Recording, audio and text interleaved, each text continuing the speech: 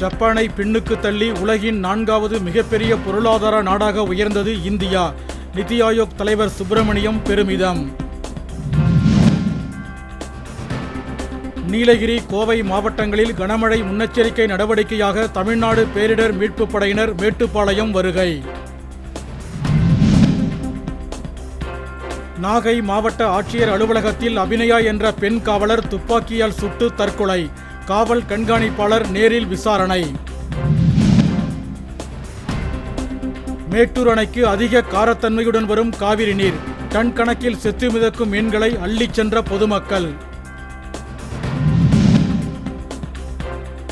தேனி மாவட்டம் போடிநாயக்கனூர் மலைப்பகுதியில் மாடு மேய்க்கச் சென்றவர் மாயமானதாக புகார். வனத்துறை அலுவலகம் முற்றுகை.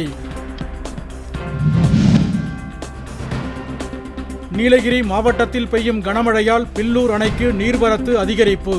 பவானி ஆற்றில் 6000 கன அடி நீர் திறப்பு. சென்னையில் காலமான தமிழ்நாடு அரசின் தலைமை ஹாஜி சலாவுதீன் முகமது அய்யூப் சாஹிப் உடலுக்கு முதலமைச்சர் ஸ்டாலின் அஞ்சலி. சென்னையில் நடுவண் பணியாளர் தேர்வாணைய தேர்வில் சாதி பெயருடன் தந்தை பெரியாரின் பெயர் இடம்பெற்றிருந்ததால் சர்ச்சை. திண்டுக்கல் மாவட்ட சிறைக்கு அழைத்து வரப்பட்ட போது தப்பிச் சென்ற பவன் என்ற கைதியை பொதுமக்கள் உதவியுடன் பிடித்தது காவல்துறை. வார விடுமுறை நாளான இன்று திருப்பதி ஏழுமலையான் கோவிலில் அலைமோதும் பக்தர்கள் கூட்டம். 30 மணி நேரம் காத்திருந்து வழிபாடு.